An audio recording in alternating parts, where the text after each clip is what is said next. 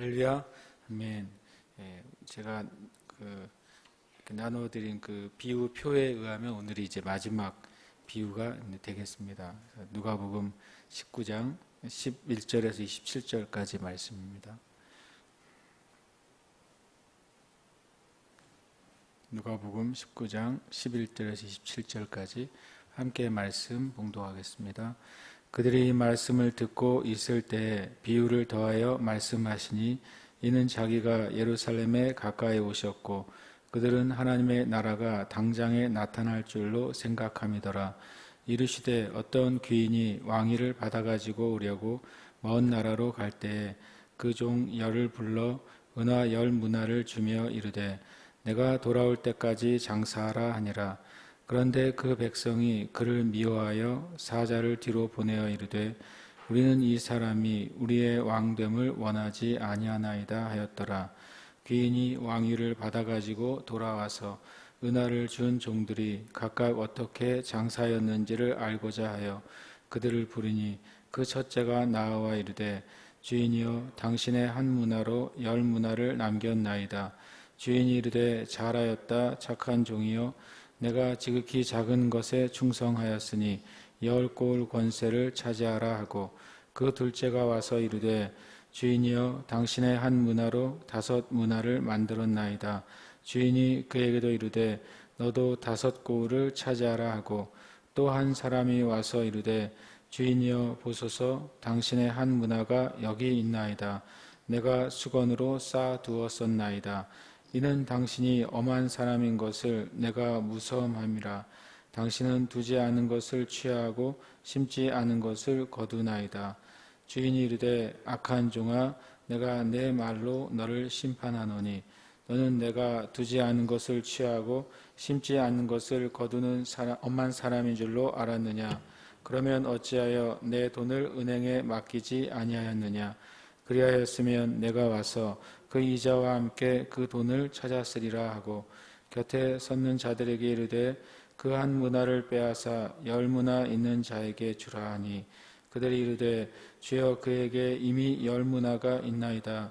주인이 이르되 내가 너희에게 말하노니 무릇 있는 자는 받겠고 없는 자는 그 있는 것도 빼앗기리라. 그리고 내가 왕됨을 원하지 아니하던 저 원수들을 이리로 끌어다가 내 앞에서 죽이라 하였느니라. 아멘. 할렐루야. 아멘. 이 시간 함께 하신 여러분 주님의 이름으로 축복합니다. 우리의 신앙의 삶의 하루의 첫 시간을 주님께 드리는 그 영적 습관이 세워지시길 축복합니다. 아멘. 이 10문화의 비유는 굉장히 또 심판에 대한 말씀이기도 하고 또 그 안에 우리의 그 삶의 태도에 대해서 말씀하시기도 하는 비유가 됩니다. 여기 이제 두 종류의 사람이 있습니다. 하나는 한 문화씩을 받은 그 10명의 종들이 있죠. 여기서는 달란트 비유하고 다르게 똑같은 문화를 이렇게 나눠 받는 것으로 설정이 되어 있어요. 두 번째 사람들은 어떤 사람이냐면 그 이 귀인이라고 불려지는 사람이 그 왕이 되는 것을 싫어한 그 백성들에 있습니다. 한 무리는 그 왕이 될 그 귀인에게 한 문화씩을 받아서 어떤 그것을 이제 그것에 책임을 져야 될 사람들이고 한 무리는 그 귀인에 실은 백성들이지만 참 놀랍게도 귀인이 왕 되는 것을 싫어하는 백성들, 이 두 종류의 사람이 있는 것이죠. 근데 이제 기회는 똑같이 주어집니다. 왜냐하면 이 귀인이 왕위를 받아가지고 다시 돌아오겠다라고 말하고 떠나니까 이 10문화를 받은 이 10명의 종들에게도 그 주인이 돌아올 때까지 시간이 있는 것이고 그리고 지금은 귀인이 왕이 되는 걸 싫어하는 백성들이지만 어쨌든 그 다시 귀인이 돌아올 때까지의 시간이 똑같이 주어진 것이죠. 그리고 이제 결과가 나타납니다. 결과는 무리는 두 무리인데 결과는 세 개의 결과가 나오게 돼요. 첫 번째로는 그 10문화를 각자 한 문화씩 각자 받은 그 종들에게는 그 두 부리로 또 나누어지게 되죠. 하나는 착하고 충성된 종으로서 주인이 그것을 맡겨진 것에 충성해가지고 그것에 이제 합당한 보상을 받고 칭찬을 받는 종들이 있고, 그리고 또 반대로 그 주님께 문화를 받은 그 종임에도 불구하고 제일 근본적인 것은 주인이 어떤 분인지에 대한 오해 때문에 그것으로 인해서 게으르고 또 악한 종이라고 하는 그런 이제 징계를 받고 또 가지고 있는 것까지도 빼앗기는 그런 종이 생깁니다. 그다음에 마지막 또 이제 한 부류는 끝까지 왕이 돼서 돌아올 때까지도 마음을 바꾸지 않은 백성들이죠. 그 기인이 왕으로 돼서 돌아오는 것에 대해서 마음을 바꾸거나 돌이키거나 회개하지 않은 그 백성들인데, 그 백성들을 향해서는 뭐라고 말씀하시면 나의 원수들이라고 말하고 있어요. 실은 원래 이 귀인의 백성들이고 귀인이 왕이 되면 그 왕의 왕권과 또 왕의 그 은혜 아래 있을 백성들이 돼야 되는데, 그들이 그 왕이 된 그 귀인의 원수가 되고, 그래서 나중에는 죽임을 당하게 됩니다. 이렇게 전체 그 구조는 그렇게 돼요. 그런데 이제 여기서 주님이 이제 11절에 보면 비유를 이렇게 말하고 있습니다. 주님이 이 비유를 말씀하신 이유가, 이는 자기가 예루살렘에 가까이 오셨고 그들은 하나님의 나라가 당장에 나타날 줄로 생각함이더라. 뭔가 주님께서 예루살렘에 가시는 목적하고 또 예루살렘에 주님이 가시는 것을 또 생각하는 또 이들의 그 생각하고 뭔가 맞지 않는 거죠. 주님의 목적은 실은 이 1절부터 10절에 나와 있어요. 1절부터 10절에 유명한 이제 삭개오의 이야기가 나오죠. 삭개오가 예수님을 맞이하게 되고 또 그 뽕나무라고 하는 돌무화과 나무죠. 돌무화과 나무 위에 올라가서 예수님을 보기를 원했다가 예수님께서 먼저 삭개오에게 가셔서 그 삭개오의 집에 들어가시게 됩니다. 그리고 또 사람들은 예수님이 이 세리의 장인 삭개오에게 들어가는 것에서 비판을 하죠. 그때 예수님께서 인자가 온 것은 잃어버린 자를 찾아서 구원하려 함이다라고 예수님의 그 이 땅에 오신 목적을 명확하게 말씀하세요. 예수님의 오신 목적은 바로 잃어버린 영혼들을 찾아서 구원하시려는 거예요. 그러니까 예수님의 그 삶의 결론은 뭐가 돼야 되냐면 구원 사역이 돼야 되는 거죠. 예수님의 사역이 구원 사역임에도 불구하고 예수님을 따르는 사람들은 어떤 목적을 가지고 주님을 따르고 있냐면 이 11절에 의하면 하나님의 나라가 당장에 나타날 줄로 생각하고 예수님을 따른다는 거예요. 이게 되게 중요하죠. 뭐냐면 이 예수님을 따르는 사람들, 예수님을 따라서 예루살렘에 입성하면 이제 로마를 몰아내고 그 유대인들의 독립국가를 세울 거라고 예상을 해서 예수님을 쫓아왔던 것이죠. 그러니까 중요한 게 뭐냐면 우리의 삶에 있어서 예수님의 목적과 또 우리가 예수님을 이해하는 그 목적이 다르게 될 때 실은 영적으로 굉장히 큰 문제가 발생하는 것을 이제 보게 됩니다. 왜냐하면 그래서 주님이 여러 번 들을 귀가 있는 사람은 들으라 이런 얘기를 계속 말씀하고 있어요. 이 땅의 교회와 성도들이 스스로 그 예수님의 사역을 제한하고 있어요. 어떻게 제한을 하느냐? 제한하는 방법은 이 땅에 있는 교회와 성도들 또 사역자들이 자신의 목적을 위해서 예수님을 필요로 할 때 예수님을 제한하는 거예요.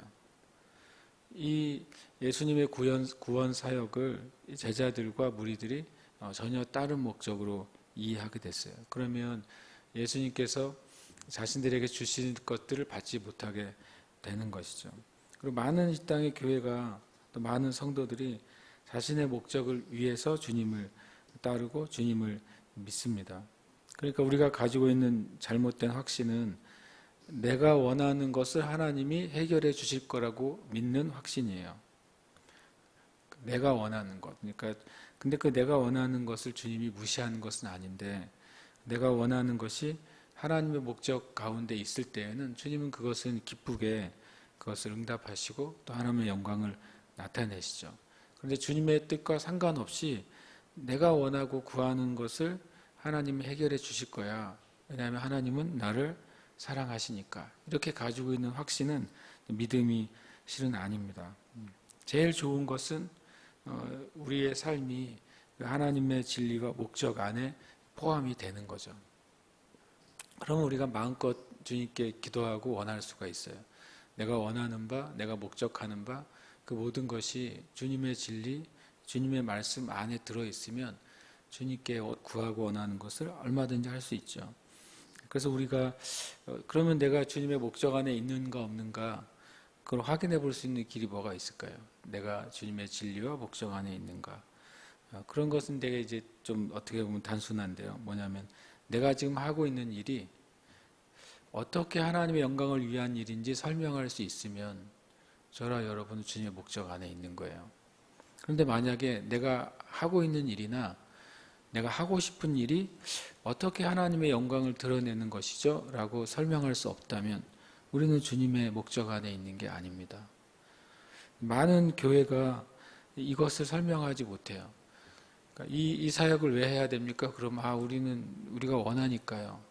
라고 말해서는 안 되는 것이죠. 이 사역을 왜 해야 되냐면 이 일을 통해서 하나님께 우리가 영광을 돌릴 수 있고 또 이 일을 통해 하나님이 영광 받으시고 또 더 궁극적으로는 이 일을 하는 것을 하나님이 원하시기 때문입니다.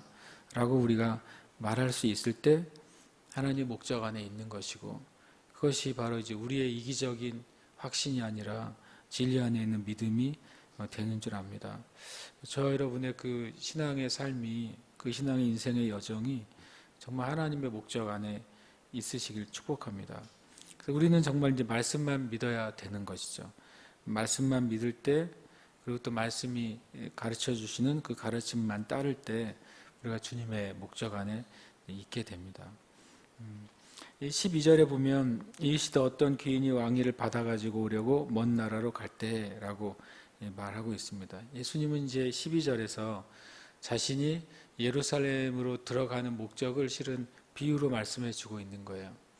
주님의 목적은 여기서 로마를 전복하고 혁명을 일으키고 무장 투쟁을 하고 기적을 일으켜가지고 이 이스라엘 백성이 독립시키는 것이 목적이 아니라 주님은 왕위를 받으러 가는 거예요. 하나님의 왕위를 받기 위해서 실은 예루살렘으로 가시는 것이고 그 하나님의 왕위를 받기 위한 방법이 어떤 혁명이 아니라 바로 십자가와 부활이었던 것이죠. 그러니까 완전히 예수님을 따르는 제자들과 또 무리들과 주님이 가셔야 될 길에 완전히 다르게 이해가 되어 있던 것이죠. 또 주님은 또 분명히 이 12절 한 절에서 다시 오겠다고까지 말씀하셨어요. 그러니까 이 12절 말씀 안에 주님께서 이제 앞으로 하실 일에 대해서 미리 말씀해 주고 있는 것이죠. 그리고 이제 주님은 이제 가는 길은 정해졌어요. 가는 길 동안 주님을 따르는 사람들에 대해서 이제 말씀하시는 것이죠. 주님 따르는 사람들 중에 또 일단 두 종류의 사람이 있는 거예요. 첫 번째 상황은 처음에 말씀드린 것처럼 주님께 각자의 그 몫을 받은 10명의 종들이 있고 그리고 또 주님의 그 백성들이 있습니다.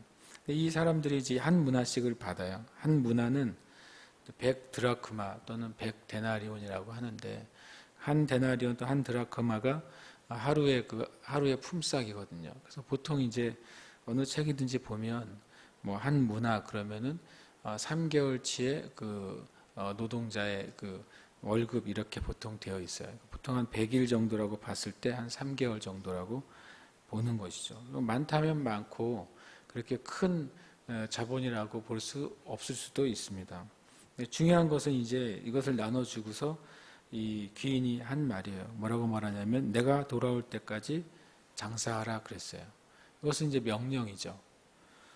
이거 하고 싶은 사람은 하고 하기 싫은 사람은 하지 마라라고 말한 것이 아니라 똑같은 금액을 남겨놓고 그것을 장사하라고 말했어요. 장사하라고 하는 소리는 이제 두 가지가 포함되죠. 하나는 이 돈을 가만히 두지 말고 무엇인가 이 돈을 통해서 이익을 남길 만한 일을 찾고 그 돈을 어떻게 해야 돼요? 사용해야 되죠. 요즘 말로 한다면 투자해야 되는 거죠. 이 한 문화를 어떤 이익을 남길 만한 일을 찾은 다음에 거기에 투자해야 돼요. 그 다음에 뭐냐면 내가 돌아올 때까지 하라고 말했어요. 그러니까 돌아와서는 어떻게 하겠다는 것입니까? 그것에 대해서 회개하겠다고 하는 거죠. 그 한 문화를 준 것을 어떻게 사용했는지 그것을 이제 회개하겠다고 하는 것을 예상할 수 있는 거예요. 그러니까 10명 다 똑같은 명령을 받은 거죠. 똑같은 것을 받았고 같은 시간을 받았고 그리고 명확한 그 주인의 지시를 받았습니다. 그러니까 상황이 이렇게 됐기 때문에 여기에 누가 핑계할 수가 없는 거예요. 그런 면에서 이제 우리가 예수님께서 이미 십자가에 죽으시고 부활하셨고 교회에 성령을 선물로 주셨고 이 땅에 교회는 세워졌죠. 그러니까 주님이 왕이 되셨어요. 주님이 왕 위에 왕이 되셨고 온 세상을 다스리시는 분이 되셨습니다. 그래서 주님이 하나님의 보좌 우편에서 온 세상을 다스리고 계시죠, 지금. 근데 주님이 이제 오시는 것만 남았어요. 주님이 오시는 동안 우리가 할 것은 뭐냐면 각자에게 맡겨준 이 문화들을 어떤 삶, 어떤 것을 위해서 내가 사용하느냐 하는 겁니다.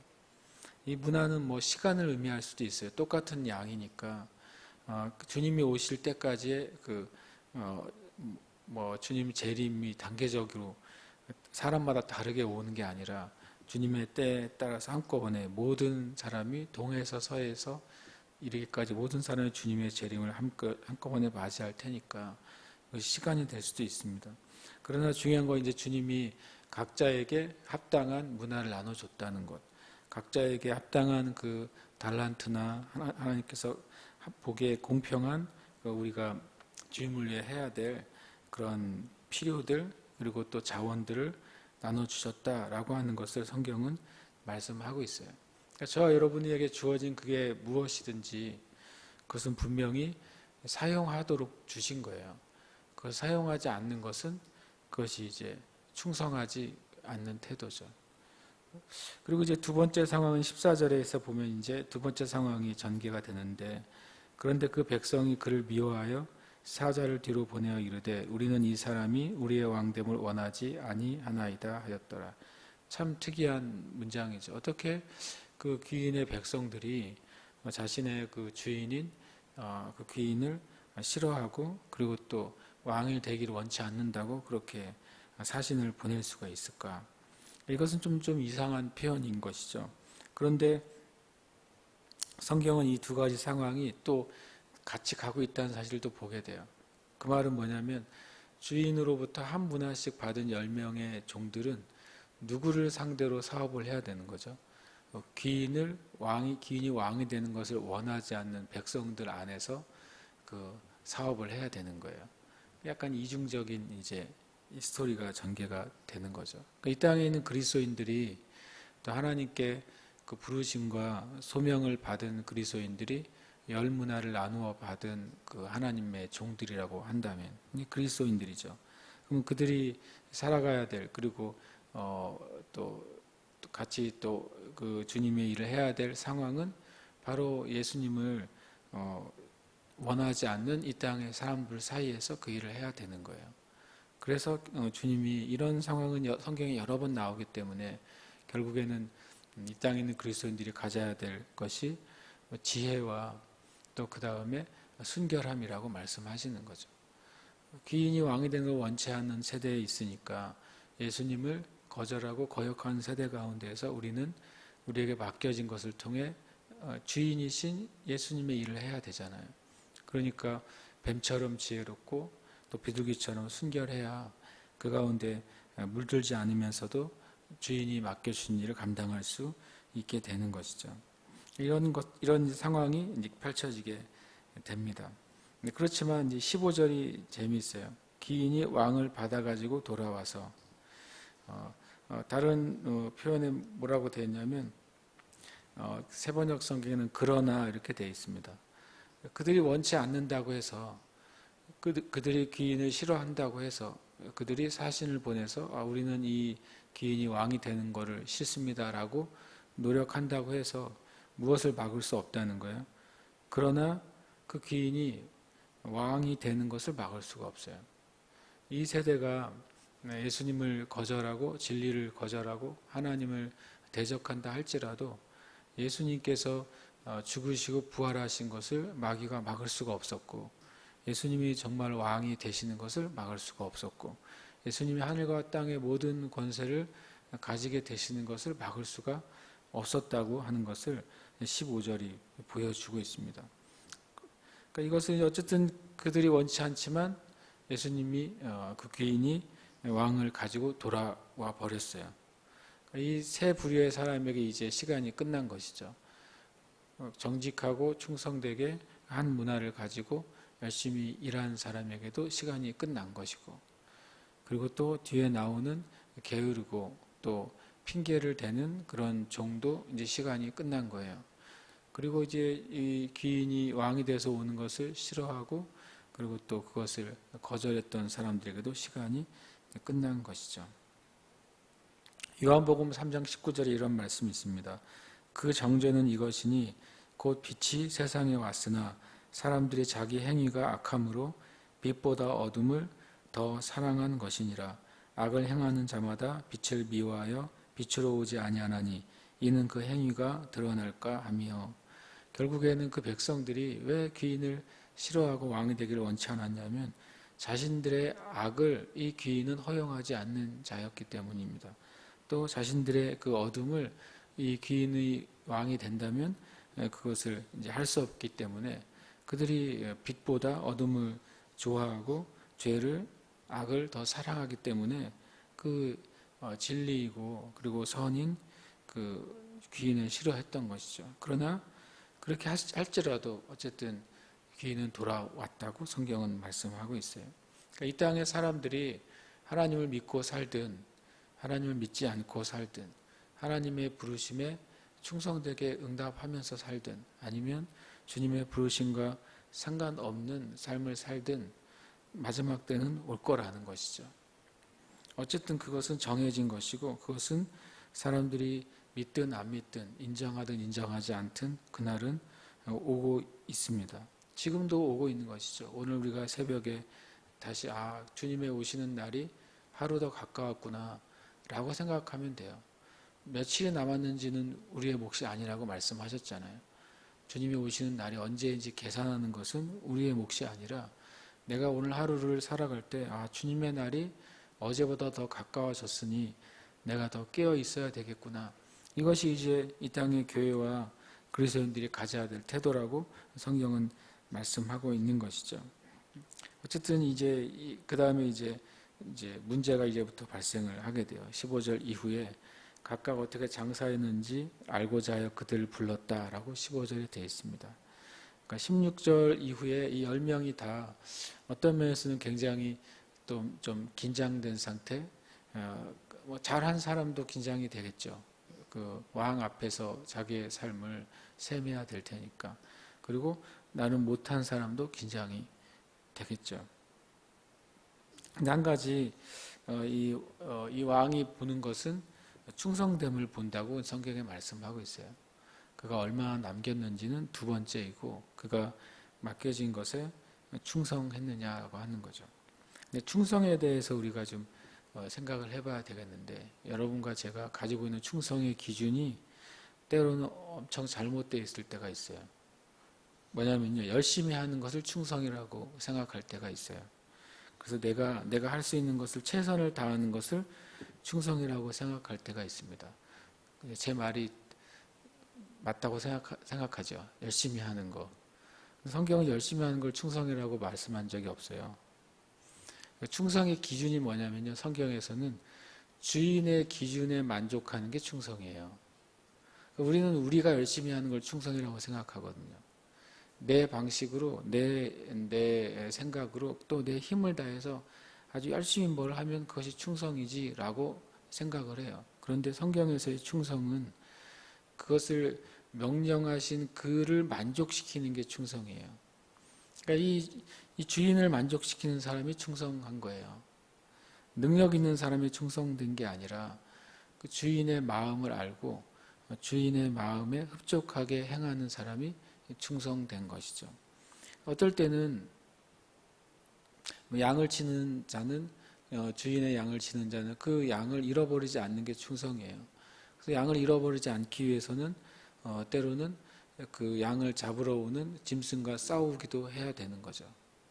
만약에 양치기가 나는 양만 잘 돌볼 거야. 그러고 그냥 양만 열심히 돌보고 있을 때 그런 짐승들이 와서 양을 뺏어 갈 때, 아, 나는 양 돌보는 일만 하면 되니까 어쩔 수 없어 라고 말한다면 그건 불충한 그 양치기가 된다는 것이죠. 그래서 우리가 이 땅의 교회가 충성의 기준을 다시 세워야 된다. 그것은 교회의 기준이 아니라 바로 우리를 세워주신 그 하나님의 기준에 만족하게 행하는 것, 그게 충성된 삶인 것이죠. 실제로 한 문화는 3개월치의 월급이니까 그렇게 큰 자산이 아닐 수도 있어요. 그러나 그것이 작다 할지라도 그것 가지고 충성할 때 바로 그 주인이 그것을 보고 있는 것이죠. 충성이라는 뜻이 이제 히브리어로는 아만인데요. 그게 뭐냐면 확실하게 하다라는 뜻을 가지고 있어요. 굉장히 재밌는 표현이죠. 확실히 해라 이 말의 표현이 구약에 있어서는 충성이에요. 단단히 해라 이런 표현들이 충성의 의미인 거죠. 근데 신약 성경에서는 이제 피스토스라는 단어를 사용하는데 거기서 우리가 이제 많이 쓰는 단어 의미를 가져요. 믿을 만하다 이런 뜻을 가지고 있습니다. 그러니까 무엇인가 맡겨졌을 때 그가 그것을 확실하게 하고 그것을 끝까지 할 거라고 믿어지는 사람, 그 사람이 하나님의 입장에서 보기에는 충성인 거죠. 성경에 보면 이제 충성된 사람들을 볼 때 다윗이나 다니엘이나 요셉이나 또 성경에 나와 있는 선지자들은 하나님이 보시기에 충성된 사람들이었어요. 왜냐하면 하나님이 맡겨주신 일을 확실하게 하려고 최선을 다했던 사람들이죠. 그런데 실은 때로는 그 선지자나 하나님의 종들이 세상의 입장에서 볼 때에는 굉장히 마음에 들지 않는 사람들이 굉장히 많았단 말이죠. 저와 여러분의 충성의 기준이 하나님의 기준이 다시 되시기를 축복합니다. 근데 20절까지 23절에 이제 정말 중요한 면을 얘기하고 있어요. 한 문화를 가진 어떤 사람은 10문화를 남겼죠. 10문화를 남겼을 때 받게 되는 보상이 10고울이에요. 굉장히 좀 정말 예상하지 못했던 이제 보상을 받게 됩니다. 어떤 사람 한 문화를 수건에 쌓아두었다라고 말하고 있습니다. 어쩌면 앞에 있는 사람이 10문화를 남겨서 10고울을 받은 것을 보고 그 한 문화를 숨겨뒀던 사람은 무슨 착각을 했을 수도 있을까요? 아, 나는 한 고울은 받을 수 있겠구나 라고 착각했을 수도 있는 거예요. 이 상황적으로는요. 왜냐하면 자신은 잃어버리지 않았으니까. 그런데 주인이 보는 것은 주인의 명령에 순종했느냐 아니냐를 보기를 원하신 거죠. 그래서 20절과 23절에 보면 정말 중요한 것이 그 주인의 마음과 태도를 알고 있느냐 모르느냐가 결국에는 그 모든 그 심판과 그리고 그 결과를 바꾸게 되는 것을 보게 됩니다. 요한복음 4장 22절에는 너희는 알지 못하는 것을 예비하고 우리는 아는 것을 예비하노니 라고 주님이 말씀하세요. 그러니까 하나님을 알고 예배하는 것과 하나님을 모르고 예배하는 것은 하늘과 땅 차이인 것이죠. 아무리 그 보컬 트레이닝이 잘 돼 있고 아주 최고의 그 프로페셔널한 이런 악기를 다루고 아주 멋있는 퍼포먼스를 하는 예배팀이라 할지라도 주님을 모른다면, 주님의 마음과 주님을 사랑하는 것을 모른다면 주님 앞에서는 조금도 칭찬받을 수가 없는 거예요. 마찬가지로 또 요한복음 16장 2절에도 이렇게 말씀하고 있습니다. 사람들이 너희를 출교할 뿐 아니라 때가 이르면 물은 너희를 죽이는 자가 생각하기를 이것이 하나님을 섬기는 일이라 하리라. 그들이 이런 일을 할 것은 아버지와 나를 알지 못함이라. 정말 극단적으로 주님이 하신 말씀이에요. 하나님이 어떤 분인지 알지 못할 때 오히려 하나님과 원수되는 일을 하면서도 하나님을 위한 일이라고 착각한다는 거죠. 그건 이제 최악의 상황이죠. 만약 이 땅의 교회와 또 교회 성도들과 사역자들이 주님 아는 것을 실패하면 주님의 일을 한다고 하는 게 결국엔 주님의 원수되는 일을 할 수도 있다. 그 대표적인 예가 사도 바울이 주님을 만나기 전의 상태였죠. 사도 바울의 열심은 주님을 위한 열심이었어요. 그런데 사도 바울의 실제 했던 일은 주님의 원수가 되는 일이었던 것이죠. 역사적으로도 보면 십자군 전쟁과 또 독일의 교회가 이렇게 주님을 위해서 선택한 것이 주님의 원수가 되는 일을 했던 것이죠. 십자군 전쟁 때문에 오히려 더 많은 세상의 사람들이 무슬림의 그 권위 안에 들어가게 되고 또 성질을 빼앗기게 되고 그리고 하나님의 이름이 더럽혀졌던 것이죠. 독일의 교회가 잘못된 판단을 가지고 히틀러를 위대한 하나님의 선지자로 받들었습니다. 그 히틀러가 결국엔 온 세상을 망가뜨리고 하나님의 원수가 된 자로 서게 된 것이죠. 중요한 것은 이 종이 주인이 어떤 분인지를 알지 못하는 것으로 말미암아 큰 어려움을 당한 것처럼 똑같이 이 땅의 교회도 주님이 어떤 분인지 아는 것을 게을리하고 그것을 알지 못하면 주님께 심판받는 교회가 되는 것입니다. 하나님께 인정받는 것도 하나님의 뜻을 아는 것으로부터 시작되고 또 하나님의 그 은혜를 우리가 입는 것도 또 바로 하나님을 아는 것으로부터 시작되는 것이죠. 참 놀랍게도 주님이 이것을 다 아시고 이제 말씀을 우리 주신 것이죠. 그러면 반대로 지금의 이 땅의 교회도 이 11절과 같은 오해를 가질 수 있다. 또 이 땅의 교회도 한 문화를 손수건에 쌓아놓은 그런 종과 같은 그런 상태가 될 수도 있다. 그래서 우리가 주님 앞에 기도할 때 정말 주님을 알기를 원한다고 우리가 기도해야 될 줄 믿습니다. 함께 시간 기도하겠습니다. 예수님께서 분명히 나는 잃어버린 자를 찾아 구원하려고 오셨다. 그러면서 예루살렘을 향해서 가셨어요. 표면적으로는 예루살렘이 어떤 무엇인가를 선포할 수 있는 장소가 되는 것이죠. 그러나 또 예루살렘이 실제로는 바로 십자가와 부활의 장소가 되었던 것입니다. 그러니까 주님 앞에 기도할 때 하나님 우리가 주님의 마음과 주님의 그 뜻을 살피는 자가 되게 해주시고 우리에게 기록된 말씀 안에서 우리에게 말씀하시는 주님의 마음과 주님의 뜻을 깨닫는 자들이 되게 해주시옵소서. 우리의 눈과 귀의 귀를 열어주시고 깨닫는 마음과 듣는 귀를 허락해 주시옵소서. 우리 합심해서 기도하겠습니다.